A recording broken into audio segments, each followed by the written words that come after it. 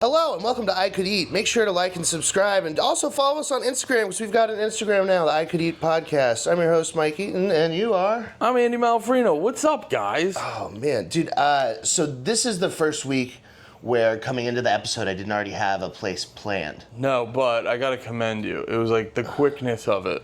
Yeah, so I think...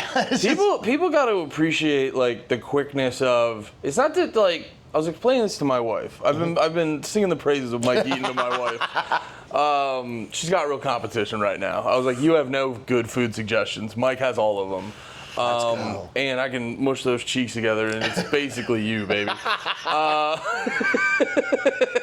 Just kidding, wife. Your equipment's top notch. But no, I was saying like it's not that just if you go like Mike, what's the fucking place that I need to get barbecue or whatever. It's not that you go, let me think about it. It's like after we were done. Or in the middle of filming the last episode, this dude calls and he's like, all right, Mike, I need Greek spots. And you immediately go, all right, well, you got two options. You could go to this place. I know a guy there. He'll hook you up. They got great, blah, blah, blah, blah, blah. And then it was like, it's the quickness with it that it's like, oh, Mike is, I tell you, dude, he's the mayor of Austin. Dude, I think that the thing for me with the food stuff is that I hate that, like, experience. And I call it like the girlfriend problem because it always happens with girls where like, I don't know what I want to eat, but I'm just hungry. And you better pick the right one, but I also don't know. Oh man, they'll have this thing where they secretly want something, and you have to try and guess it. And so it's like I hate that game. Dude, I've had that exact moment with my wife. I hate when people call me and they're like, I'm hungry, where should I go? It's like, bitch, the food store. What are you talking about? Yeah, you got to give me something. But like all of my good friends, like that was Matt Bellick calling in. Matt knows, hey, if I call Mike and I say, here's the vibe I need and the kind of food I need, he'll give me a bunch of options. No, that's the worst way to like ask for shit. Because I'll have people hit me up. They're like, I want to get into podcasting or I want to get into streaming. What should I do? And I always like, when it's that vague, I always just want to go, look it up on YouTube like I fucking did. Yeah, dick. There's something about it. But so, like with Greek in town, I haven't been to Gracia yet, but I trust Sal DeSantos' opinion on that. And I have been to Abba a bunch of times, and their whipped feta is God mode. And that was the two that I sent him to. But there's not really a lot of Greek. There's a Greek place called Phoenician Market that does a really great hero gyro, how you want to say it, that's very cheap. Yeah. It's a long skinny one, closer to like a donor looking thing. Yeah. So that one's very good, but it's more of a Greek grocery store. I was very curious what you were going to say because there is, Austin's food is amazing. But at the same time, it's like, oh, is there a good like Jewish deli? And you're like, eh.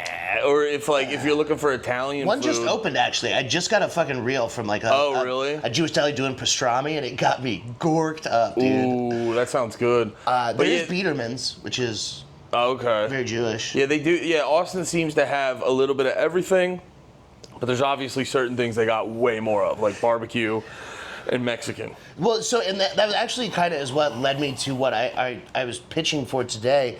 There is a lot of pizza in Austin. Yes, that was something I was very pleasantly surprised about. Where if they're like by the slice, it's kind of whatever. I do got to give a shout out to, I forget where the fuck it was. I think it's like a block away from the mothership. Probably Rapolo's. But I can't remember. By the slice in the windows? Yeah, by the slice in the window.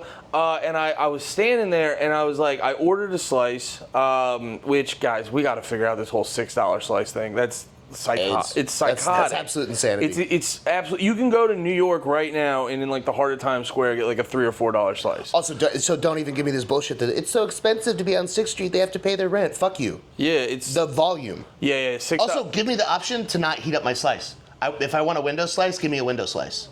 Damn. I like a room temp slice. Room temp ain't bad. It's just breakfast pizza. What's your verdict? But I get it right now. What's your verdict on cold pizza then? Love it. Do you think it's better than hot? No. Thank you. It's not better. It's just sometimes I want a different texture. Yeah. Sometimes I really want melty, gooey, cheesy, and I want it to be hot, and I want to put some hot sauce and Parmesan on it, and I want that from a pizza. Sometimes I want that congealed, weird mess of every ingredient in every bite, and I can take a bite and it just stays perfectly. Dude, there's some times when you let this shit sit in the fridge for a day, the flavors like can congeal, like, or whatever. Like, I remember my wife made like a chili or whatever, and my wife's really good at chili. And it was really good, but then the next day, it's like you let the flavors sit, and it got spicier. It got more of a kick.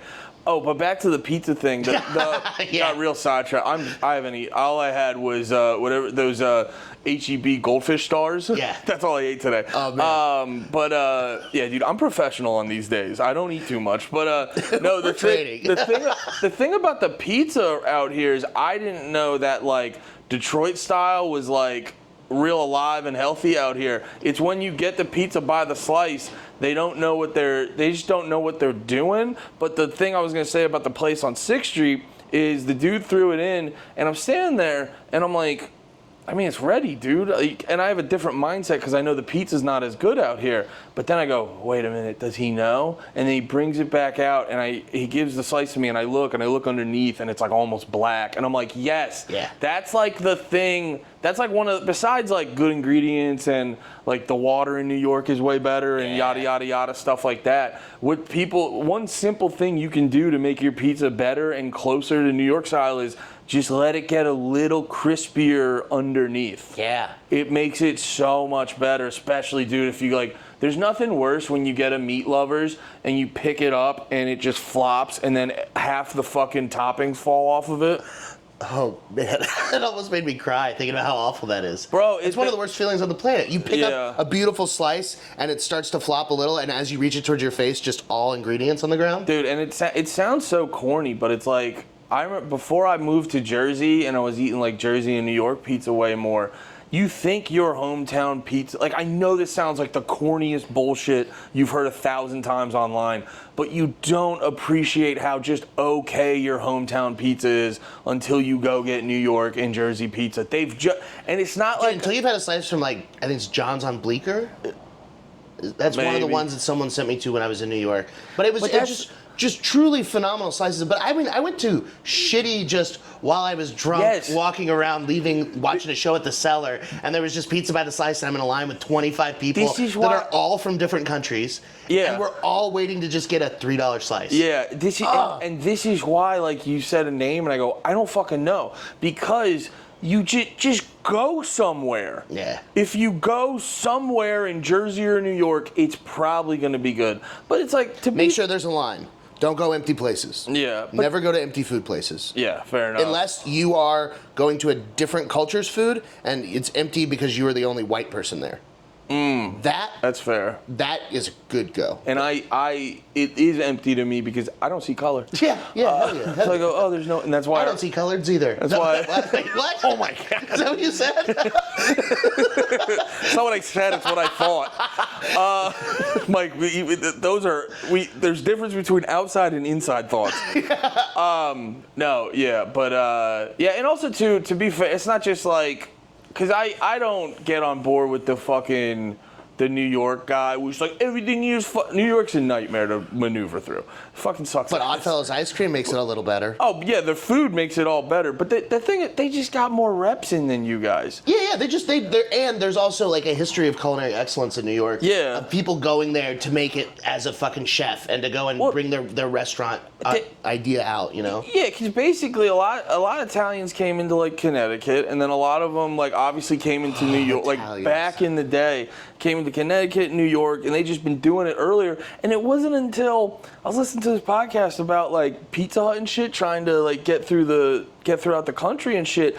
And like in the 50s when they first started, they literally had to just show up to like local fairs and explain to people like this is pizza. Yeah. So it's just like before most of the country found out what pizza was, New York probably had like 30, 40 years on them. Yeah. It's just, it's just that was one of our like first big cities. Yeah. You know? So there's a lot more general like history of people there. There's just been people there longer. Dude, and you mix that with the fact that in a million places in New York, they've had ovens since like they first opened up, and it's just like there's something about when you've cooked a million pizzas in an oven that pizza's just gonna come out better than that like brand new clean oven. Dude, 100%.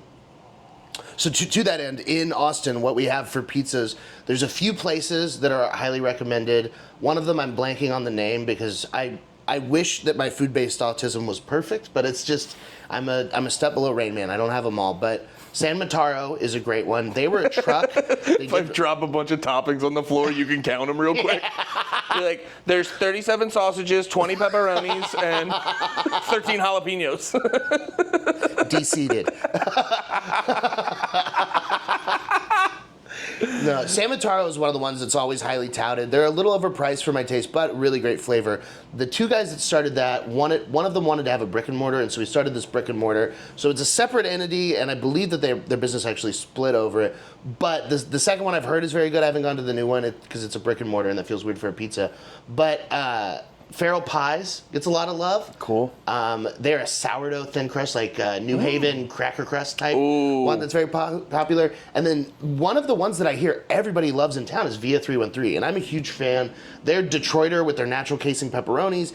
To me, it is pizza, but it's kind of like when I'm in the mood for like a stuffed crust or a hand tossed pizza is a very different mood than when I want like a thin, crispy pizza. Via 313 is one of the first places I ate here. Yeah, I mean, and because I drove from Jersey to here to get my car to Austin. And my mom wanted to come along for the trip and everything. Bonding time with her baby boy before he leaves. Of course. To the big evil city of Austin. So she wanted to get pizza, and I'm almost just like rolling my, because I've heard so much bad shit about it. But then I was like, but yeah, mom wants to go there, so we go. And then they bring it out, and it's not just that they're like, I was like, oh, this is like Detroit style, which in my opinion, I feel like is harder to fuck up. Just with the pizza cooking in the like. Because you're always going to get that buttery caramelized on the outside that is the signature of the it's so fucking good. Just cooking in like the cast iron tray or whatever the fuck it's made of, and then they like bring it out. It's not just that they make a pizza, it was like the little detail of like the line of sauce on top of the pizza. I was like, oh, they like know what they're doing. And they give a shit. They do use really nice ingredients. So I love Via 313 for a pizza, but when I want a normal pizza, like a thin crust, not like a thin crust like Domino's or Pizza Hut where it's literally a fucking cracker they paint toppings on, but a hand-tossed, pressed out, scored and rolled and then cooked in a really hot oven. I don't think that there's anything better than side-eye pies. Okay. So this is I think the best food truck park in town. So we're going to head there to Meanwhile Brewing, and we're going to do a little bit of a bang bang. We realized on the first episode that if we do 2 full meals at 2 separate spots, that 1, it's just too much time, and 2, it's just like too much food. Too much food. And it's just not sustainable to have a $200 episode every week, Patreon coming soon if you want more bang bang. For real. But today... That was the funniest part of the bang bang where you're like, they brought and Little Easy's was great, but they bring out the check and you were like, $90? It's like, They're like, I thought it was half priced apps. Yeah, we did happy hour apps and 2 drinks and I was like, oh God. But so today this will be much more affordable and not as hard on the stomach. But so we're gonna hit up Side Eye Pie, and then just catty cornered from them is Distant Relatives, which is some of the best barbecue in town. It's my vote for best brisket. There's a lot of people that have a lot of opinions on their briskets. And there's a lot of good places to get them. And Terry Black's and Interstellars and Franklin's and Snow's and all of them they're very good. But I really think that the brisket at Distant Relatives, just pound for pound, is the best, and they serve it with a smoked mustard butter. Yeah, you told me that. That might be the best condiment. And I'm way more excited for that because did I tell you, like, when I was a kid, I was I was like sort of a picky eater. Okay. Like whenever I was as well. When I was a kid, I just decided in my head there was a huge list of food that I was like, I know I don't like that. So I've had in adulthood I've had a lot of different types of food, but there's still like small layover from that. Yeah. And I just never started doing certain things, and mustard was a big one that for my whole life I was just like, I don't like mustard. And then shout out Robbie Bernstein when we were doing doing shows it was so funny. We were doing shows in like Kentucky or whatever, and like rather than going to a restaurant, we just hit up a grocery store, and Robbie just used all of his like Jewish deli knowledge and got like the best meats and cheeses, and we were just in his trunk making sandwiches, and he threw some like spicy mustard on it. I think that was like the first time I really had spicy mustard like that, and I was just like, what have I been doing? There is something to also, like, when you're introduced to those flavors, like yellow French's mustard out of a bottle. Yeah. It doesn't gross me out the way it did as a kid. When I was a kid and I tasted that, or they accidentally put it on my burger or something, it was a complete meltdown. I'm not eating that. That's gross. That's icky. And now I taste it, it's fine. But when you have a good stone ground mustard that's got that coarseness to it and has a spiciness to it, like horseradish, and you get like that root heat with this like earthy flavor, and you're like, oh, like that, dude, yes. Yeah. And then you take that and you impart some smoke and some butter, and now you've got, you take an already perfect fatty piece of meat with a beautiful bark and a great char, and then you're adding this richness and complexity of the smoked mustard. Yeah, yellow mustard was another one, because we got dogs recently on 6th Street. Fucking shout out Lamerly, bless the squad with dogs. And I just go to I was like, make it how you want to make it. And the dude did, mustard ketchup. I think he did a little bit of mayo on it, which I'm not a big mayo on a dog guy. Same. Although I like mayo on a burger. A lot of people think that's weird, and I go, it's the best. It's wet fat. Yeah, and then he, which we will be at the end of the day.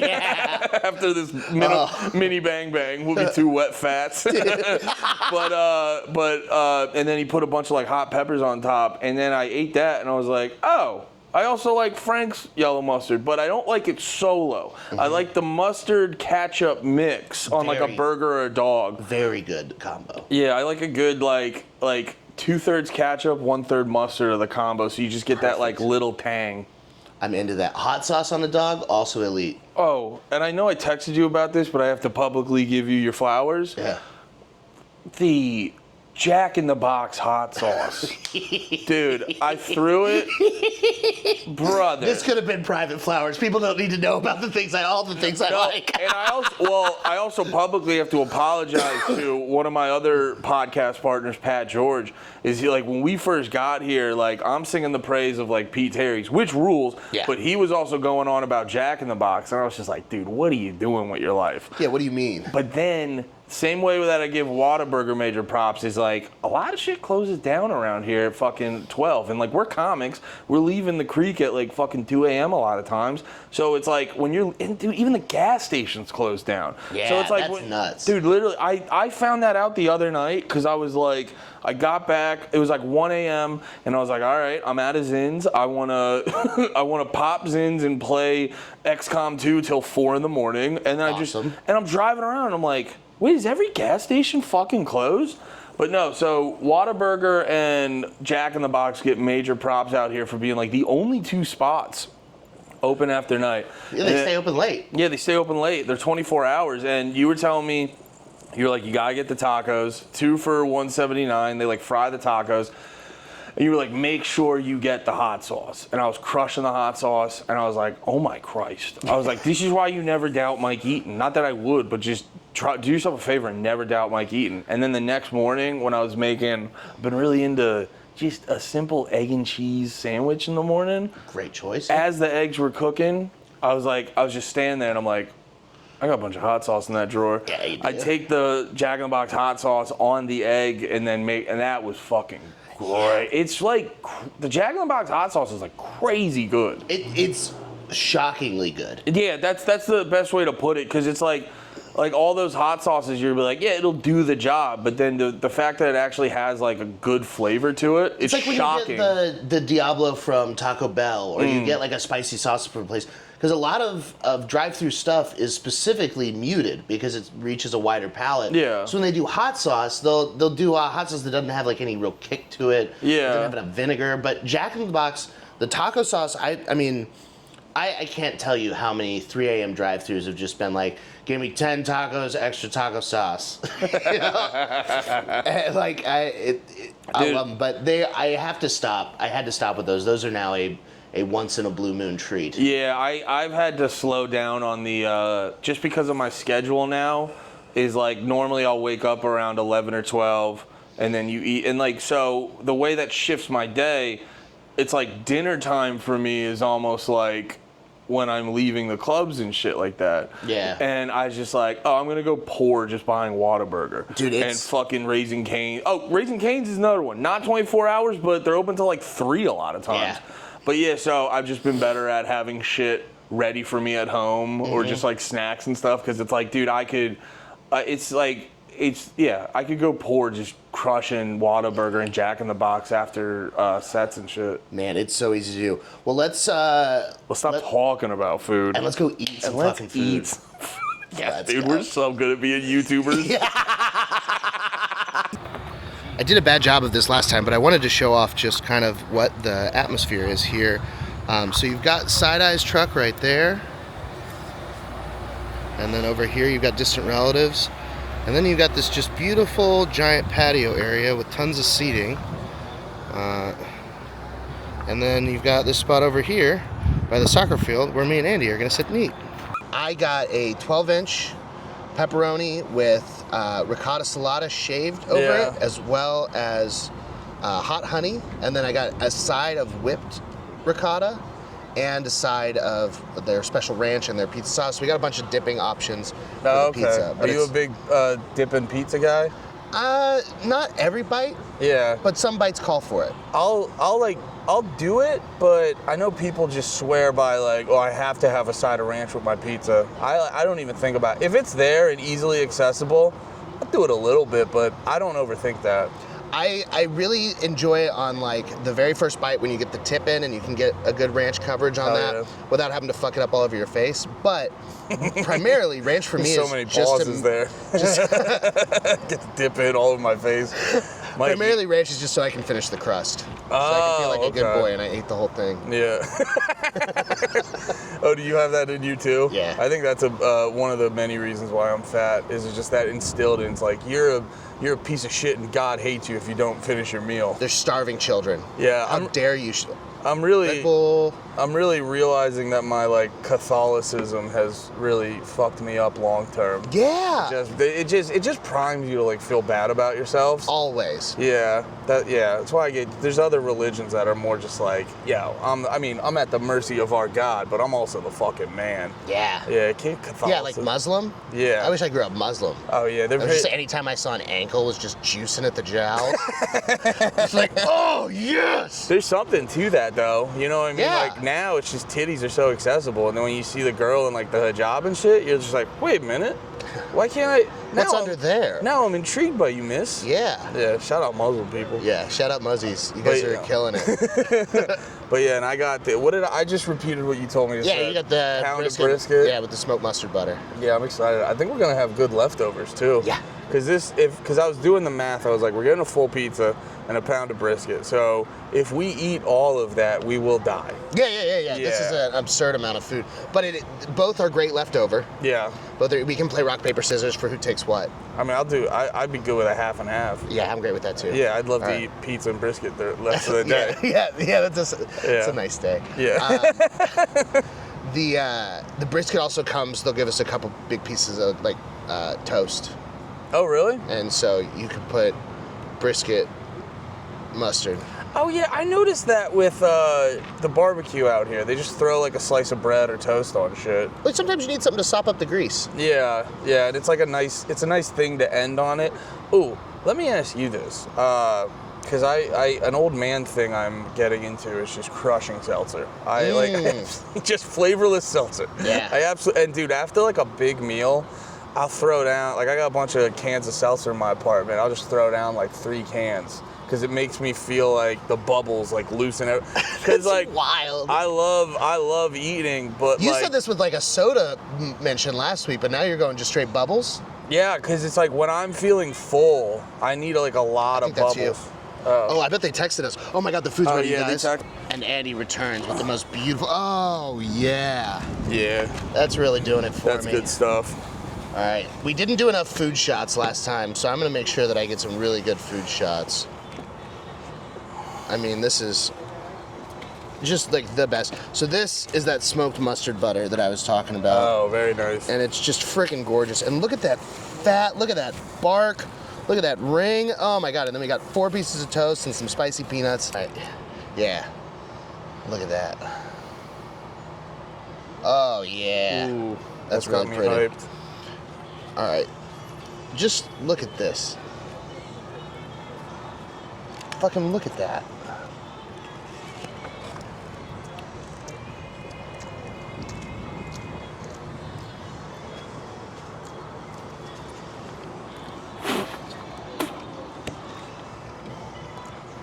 That's really good. What's this? Is that coleslaw? Some sort of coleslaw, yeah. Oh my God. It's so fucking good. Ooh. Yeah, this is really fucking good. Ooh, that coleslaw got a kick to it. It's just, I don't know if you guys can see how much the proteins in there are just perfectly separated. I mean, dude, in the way that it just like dissolves in your mouth. You hardly have to chew. You can just push your tongue against the roof of your mouth and it disappears. No, you really don't have to chew. It's crazy. I wonder if now that we have the mics up here instead of holding them out, if this is just the most unbearable sound of Yours might be better than mine. ASMR fatting. I can lower my mic because it's probably right up in there. Yeah, I don't know. Do you guys care if you hear us just slopping down this wet meat? It's insane how good that is. Yeah, this is crazy. Like, there's no barbecue north of Fort Worth, I think, that's this good, brisket-wise. Yeah, and I think, the barbecue situation for me is interesting because it's just like, I've eaten a little bit of barbecue down here, but I don't think I've gotten into enough. So it's like every time I have barbecue, I'm like, this is the best barbecue. Well, so one of the things, too, that's really cool is that most of the barbecue here is really good. Yeah. Even places that don't get a lot of love and that aren't super popular, like Cooper's, still great. But when you're going for best of the best, I don't think that anybody's brisket touches this. It just, the flavors, the seasonings, Ooh. the tenderness. Did you go full sando right there? I went heavy on the mustard butter too, and I think that was a better choice. Yeah. Because the flavor is great, but it's like having a good enhancer like that. What are these? Peanuts? Spicy peanuts, and they rule. Ooh. Ooh. That's very spicy. Damn, that's awesome. That's really fucking good, dude. Oh, man. You know what time it is? Pizza time? It's pizza time! All right, I went and grabbed the pizza. I'm very excited to see this. Prepare for side-eye. Jesus. Oh, my God, look at this. Dude, that's like the benefit of that's like the benefit of pizza in general. Like with the brisket, if you don't, you can obviously tell it's good brisket by looking at it, but if you haven't, really eaten brisket, it doesn't hit the same. Pizza is so obviously good on its face that it's like, this is the kind of shit I live for, where it's like just that reveal is just like the best feeling. So, we've got a few things. So I grabbed, before you even bite into it, stick your finger in and try this. So this is their pizza sauce that they use. This is from This is from Pizzeria Bianca in, I believe they started in Arizona. They're on Netflix, but they're just... Ooh, that's very sweet. God, it's so fucking good. I just wanted you to try the sauce because it's truly exceptional, and we've got a lot of flavors going on here. But you can see the little dollops of the fresh ricotta added after the oven, and then the shaved ricotta that started to melt in, and then those big pools of grease inside the natural casing pepperonis. Yeah. All that with just that drizzle of that beautiful hot honey. That is the perfect looking pizza to me. I got to give a shout out to the Stand in New York City, famous comedy club. They were the first ones to introduce the honey on a pepperoni pizza. Mm-hmm. I didn't know that was an option, and I've never been the same since. It's so, and people, you tell people about it, and they look at you like a fucking pug, like confused, and you go, no, brother, you gotta have the honey on the pepperoni is something I'll scream from the rooftops. The first time I had it, same thing for me. I was like, I can't believe I haven't been doing this the whole time. Yeah, it like really like the first time you have the honey on a pepperoni, it like solidifies for you. Go, that's how you eat a pepperoni pizza. Yeah. Oh, yeah, I needed a picture of Yeah, that. we might need this for our own Instagrams. Yeah, that's fucking gorgeous. What else do we got here? We've got their side-eye ranch, which is their dipping sauce, and then we've got some whipped ricotta so that we can add some more ricotta ourselves. All right. Dude, it was funny. The brisket, not eating more brisket while waiting for you was very hard. Oh, you should have. No, You absolutely should have. Well, I just wanted to make sure I had plenty of room for this. And aren't you glad you did? I am glad And you I can did. see all the little char And I'm not pieces about to eat it with a fork. I'm just cutting it up so it doesn't. I'm cutting the cheese so it breaks off well. Ooh, god damn it! Look at that. So I think I'm gonna do a clean slice and then add some like ranch on the next one. Yeah, Or absolutely. maybe like second bite, add some ranch. But I just want... Look at that fucking beauty. Oh, and I got the good dollop of ricotta on the end. God damn. All right, initial thoughts. I'm in. One bite. Actually, one bite. Actually, one bite. Everyone knows the rules. The balance of it is insane. Like, it's not too sweet. Because, like, you know, I'm also, too, like, I'm a pretty unhealthy guy. I'm 34. My acid reflux has been going crazy in these waning years of my life. Yeah. So, like, a pepperoni pizza will lay me out more than it used to. Mm-hmm. And, dude, throwing the honey on top and the ricotta, I feel like it's setting a good balance in my belly right now. It cools it. Yeah. It does have a cooling effect. I think also the higher quality sauce, those big sprigs of basil on there. Yeah. God. Oh, yeah, I didn't even think about that. Put a little ranch. Look at this food porn. Oh yeah. I gotta Pour play it, Daddy. I gotta play to the camera on this more. I didn't think about that. All right. Let's try the ranch. I'm going dips. Wow.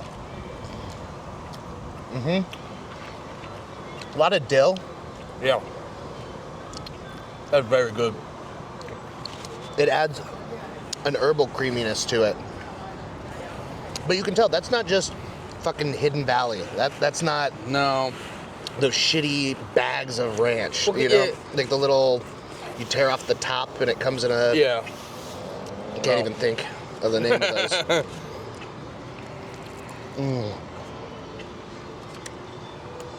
See that? Out of respect, I did a non-bitten end.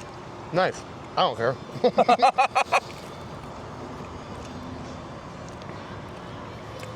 Oh man. It's insane that like you can just drive to a random industrial because that's That Yeah. the drive up is like the drive hilarious. here. I was literally going the way. I was like, where are we going, dude? Because you think it's gonna be like if you think about hitting up a food truck in Austin, you're gonna be in the city. There's gonna be a lot of shit. You know, there's gonna be nowhere to park and fucking like 3 benches. But the food's amazing, so who gives a fuck? But like here, like we were literally in a random industrial park in Austin, Texas, and I'm literally eating some. Like I'm not trying to be hyperbolic. Like I'm eating some of the best pizza I've ever had. Yeah, between the brisket and the pizza, and then we're just, when you turn off of the street to come in here, you drive past like Tote the Note used car shops and like all these other places. Yeah, we drove by. We're fucking Italian as shit auto dealership. Yeah, dude, the Guinea Wop Auto.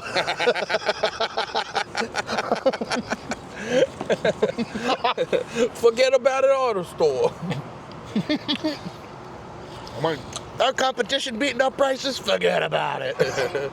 I'm beating up prices better than I'm beating up my wife.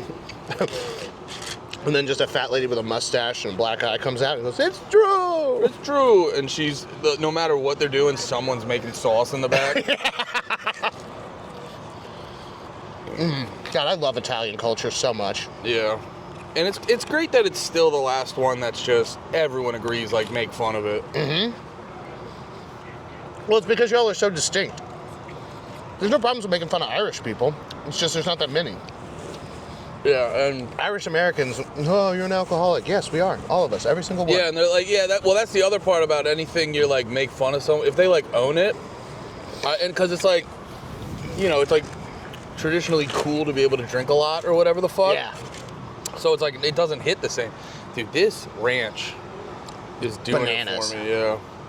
No, because you said the earthy part, that's like, it really sticks out, because like, ranch isn't bad, but I swear every time I use ranch, I mix it with something. I'll mix it with hot sauce, because it's like ranch on its own is like a good starter. The same thing It's a with base. Same thing with like mayo is a good base.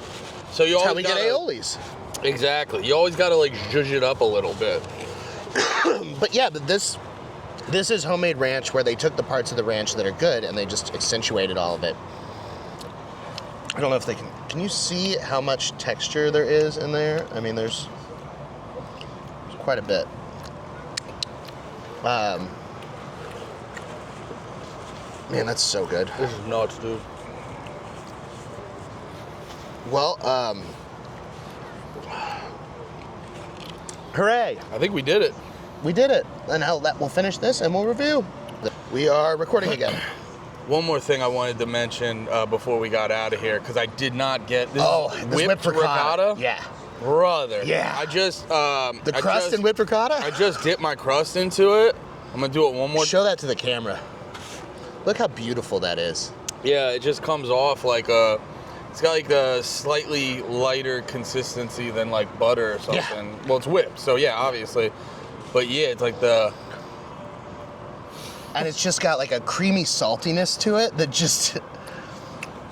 Dude, the consistency of it kills me. Yeah. Because it's not. It's fucking crazy because it's like I'm eating cheese, but it's like the consistency of like whipped cream or some shit. It really. The flavor on, dude. It's the top tier version of that cheese in a can. It's aerosol cheese. Yeah, man. No, I really like being in Jersey and shit, and actually having like good Italian food and stuff.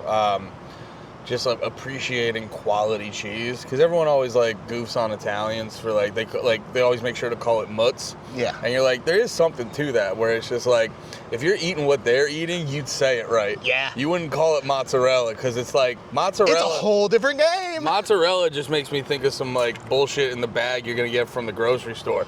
But if you're mutz, you know there's some old sweaty Italian just like rolling that into balls, and same thing with like the ricotta and shit like that. Like, it's fucking. Yeah, what do they call it? Ricotta? Ricotta, yeah. Yeah, you hear all that stuff, and you think, ha, you silly fucking goofballs don't know how to talk. And then you eat it, and you're like, you say whatever you want. I don't care. Yeah, say it however you want. Do whatever the fuck you want. As long as you're making that shit for me good. I mean, this is just. It's fucking, This is an unrivaled bite. Dude, this is crazy. This is gearing up to be my favorite one so far. Because honestly, like, the brisket pizza combo, it's a good lead-in. Because with the brisket, it's simple. It just feels like an appetizer almost. Yeah. You know how it's like being served to us? It feels like an appetizer. You know, it's simple. I mean, obviously there's a big, complicated, intense process to it, but on presentation, it's simple. And then you get the pizza. It looks like a work of art. This feels like the main course. This was like a good. They paired up those food trucks real well with each other, because like the brisket came out quick. It almost feels like you come with your family, grab the brisket, munch on that a little bit, and then get ready for like a fucking good helping serving of pizza. Dude, it's really set up for a perfect meal day. There's a few other places here that all deserve their own recognition. Yeah. Songbird, amazing. Yeah. So fucking good. Chicken sandwiches. Yeah. And then the pink truck at the end is Besame, which is the best ice cream in the goddamn United States. And that was the one that made, and this is how much, I don't know if we mentioned this is how much Mike's into food and food culture here. One of the places here named an ice cream after him, or like made it for you. I got to design the flavor. They didn't just make it and called it like the fucking Mike Eaton chocolate chunk cookie, whatever the fuck. No, we sat down over there and I ate breakfast tacos with Ben and Sheena, the owners, and then I went through some of my favorite ice cream experiences. And then we designed a flavor called Eaton Good. and did a limited run of it, and then they put a little card in everybody that pre-ordered a pint. They sold like 400 pints of it. It was fucking crazy. That's nuts. But they put a little note in it that had a link to my special, so you can go watch my special on it. So that's awesome. Yeah. All right, it is getting too hot. Yeah. To stay out in this. We're hitting the Texas limit, so we're gonna go back in the air conditioning and finish some more food. Fuck yeah. Penis. No. Penis, vagina, penis. So that was a really just a perfect 1-2. You were saying that like the brisket is like a perfect appetizer for pizza. Yeah, I didn't even think about it beforehand, but as we were doing it, and we didn't even plan it that way because you actually ordered the pizza like a second before me, so we ordered the food essentially at the same time. But they just have to like grab the brisket and plate the thing, so that got out. You just gotta grab that meat. So they got that out to us very quickly, and we were kind of just grubbing on the brisket, and because it's simple. It's just like it's the meat, and then you got the little coleslaw and the bread and stuff there. It's all very simple and straightforward. So that's like an easy thing to munch on, but then it felt like the pizza was the main course, and it was a really good combo. Cause I think I told you about it. Like I've had treacherous moments of mixing foods, specifically pizza. Now, granted, this one night it was also a lot of beer. It was a lot of day drinking. But then it was so funny because I remember I had actually it was the same thing that day. I had a brisket sandwich. Germ blessed me with a slice of his pizza. You gave me a nibble of your meatball. Yeah. An actual meatball, not. We don't talk about that stuff on here. Yeah, that's the Patreon. Yeah, and then later that night I popped a Zin in, and something about the flavor just disagreed with my entire days of decisions, and it was just blah. But this today was like, sans day drinking, this today was like a perfect combo. Yeah, I mean, I am a huge fan of that whole park. So that's why Side-Eye is one of my top pizzas in town. I mean, it's my favorite. It was cool. We got to run into the owner, Tony, today. Oh, yeah. You got a little celebrity moment. Yeah, it's so fun and nice. But it's also just like, man, I fucking love how cool the Austin scene is. Yeah. That that dude that's working is like, oh, dude, I've seen you on Kill Tony. It's like, man, I haven't been on Kill Tony in like 2 years. But like, that's still, it's still cool. And, then it's like, hey, man, come to the show. 10-8, it'll be fucking sick or whatever. Like, it's just, as big of a city as it is, it still feels kind of like a small town. Oh, I think, yeah. That's like a really good way to put it, because like it doesn't have that like when you're in New York, there's that thing where you almost have to keep your head on a swivel. And it's not to say like every part's fucking like dangerous, but it's like it's even down to like little things like, oh, I didn't read the fucking sign right, so I'm gonna get my car towed and all this other shit, and like there's like so many little things in New York. Austin just has a very much more chill vibe. So yes, it does feel like a giant small town. It does, yeah. There's a very chill vibe, and geographically, it's not that big. Where we went is on just about the most south part of town that you can get. It's on the way to the airport, and even still, it was a 12-minute drive. Yeah, that's a big part about Austin too. That's nice. Is like everywhere's not that far from each other. Yeah. Even where because I was joking about it because.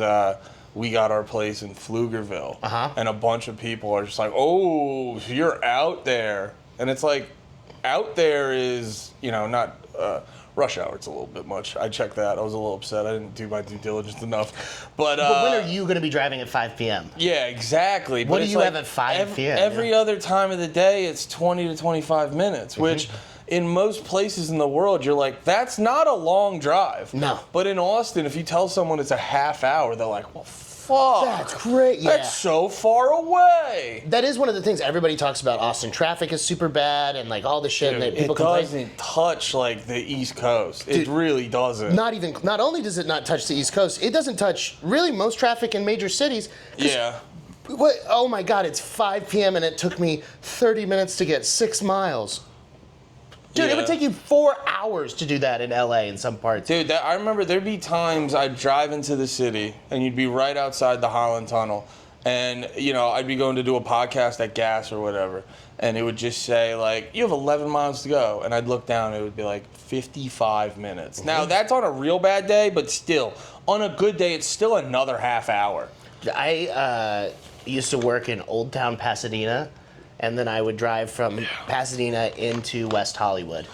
And I would do that around 3 or 4. Yeah. And then I would go and I would start doing mics, Yeah. or wherever. And I'd be on like Melrose in like Hollywood area. Yeah. And then driving from like Melrose back to my house in Azusa at night. So it was like a 35 mile drive.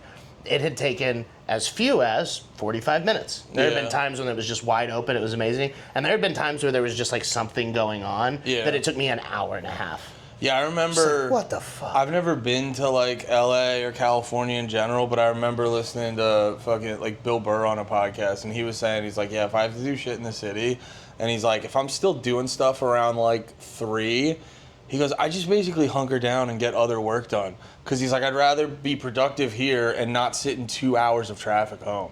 Yeah. So yeah, Austin traffic is, you guys don't know how good you got it. Yeah, Austin's it's really a wonderful city, and outside of some of the crazy homeless like we saw at the gas station, but other than that, like it's. Dude, I gotta be honest. Like when I'm talking to people, because I know what the perception is. I know the perception can be of like, oh, I just moved here. Oh yeah, we got a few bubbles afterwards. Got some bevies. I didn't get 3 Celsius, but I did get a Sprite. Oh, that was another thing. He said no seltzer at the gas station. Not a single. I walked around every cooler and I was like, it's got to be like they've got a Liquid Death cooler that's separate, or there's just got to be somewhere. Yeah.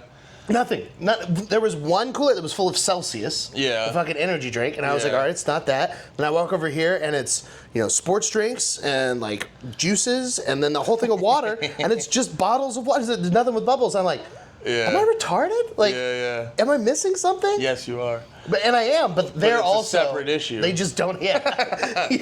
This wasn't your fault. Yeah. Oh, but the thing I was gonna say is like, because I get the perception of like, I'm part of the great Philly migration to fucking Austin, and I don't want to sound like a turncoat, like jerking off Austin too much, but so I think I downplay it subconsciously, but I can't be honest. I really fucking like Austin. Just like as a city, like what it has and getting around, it's just so much better than anywhere I've been before. Mm-hmm. But let's talk about this food, because this is a food podcast, not a traffic podcast. Yeah.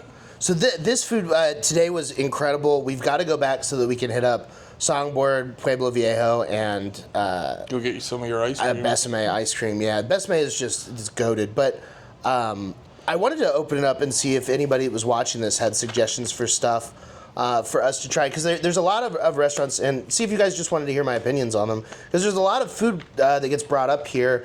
One of the things too is I'm not in a financial position to just go and have like a $200 meal. Yeah. And then not just like I mean the $100 or whatever it was at Little Easy's was like, you know. You're like, I'm gonna change my week a little bit now. Yes, I will be having sleep for dinner. Yeah. Or I will be having the leftover Little Easies in my belly for dinner. Yeah. My compliments to the chef. These melatonin gummies were delicious. But there is a lot of fine dining in Austin that I want us to be able to get to eventually. So please share this with your friends. Please like and subscribe. Please, do support however you can so that we can make some money. So I can talk to you about Birdie's and Elementary. Well, Elementary just shut down, but Laundrette. Or you want to hear what I think about Perla's or Elizabeth Street Cafe? Elizabeth Street Cafe sucks. But like, there's so many fine dining places in this town. Clark's Oyster Bar. Well, and I think too, if we maybe want to try to have a cheaper week. I know we were talking about I still am a dirtball, and I was excited to find out there's a Quiznos here. We could see what's good with the Quiznos. We could also we could stay in and try frozen pizzas. Wouldn't that be funny? I will say though, it is. I was thinking about that stuff, but just realizing how truly good the food is around here, it is just makes me be like, yeah, we gotta try everything. There's so many good options. Yeah, we haven't done anything cool and ethnic yet.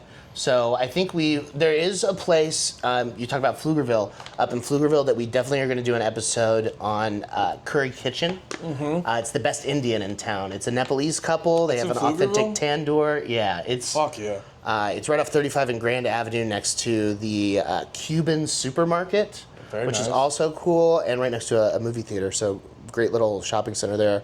And then KG Barbecue is an Egyptian barbecue joint. Yeah. Is that the one you were telling me about? Yeah, so that place is epic. And then in terms of Thai, Super Thai is my favorite Thai, but there's a lot of Madam Mams and Saps Very Fine. Tataya is another one I get a lot of compliments on. But there's some really good Thai food, and we have some great pho. And we have really good pho. Dong Nai is some of the best pho out there, and Tan Mai is also 10 out of 10. That makes me very happy because one concern I was having coming down here, I didn't know what the Asian food situation was going to be. We don't have enough. Don't have enough. We don't have enough. There's not a lot of really good Chinese. There's House of Three Gorges. There's Wu Chow that does like dim sum. Yeah. We did just get a place that I am a huge fan of, but it is pretty trash, called Noodle Box, and it is an Australian Chinese takeout place. Cool. But man, I had their basically their version of like orange chicken, but it's with hot honey. Yeah. With their chow mein, and it fucking slapped. Oh yeah. But we'll definitely get into the Asian world. I didn't want to cut you off. But I was going to say, before we get out of here, because I feel like we're wrapping it up. Yeah. I do want to give a shout out to New York comedian Colm Terrell. Did you see what he said on Twitter? No. No, when I shared the last episode, he retweeted it and he said, 2 of my favorite fat fucks just started a fat fuck podcast. Go check it out. So shout out to Colm Terrell. Colm's a fucking man. Yeah, Colm rules. That made me laugh so fucking hard. Oh, that rips. Yeah. Well, yeah, up the raw, baby. We love Colm. And thanks for watching. We'll see you guys next week. I'm going to go shit my pants.